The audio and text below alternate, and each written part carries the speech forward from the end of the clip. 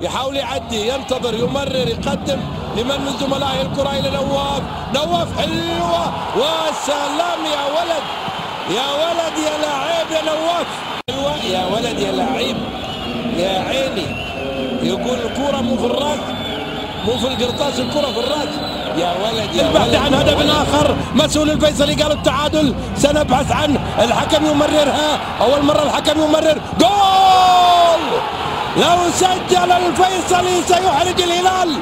في الفريق الهلالي شوف هذه إعادة كانت منتهية خطورتها، لكن الحكم كان موقع حلو بالنسبة للفيصلي، وبالتالي عاد للفيصلي النتيجة.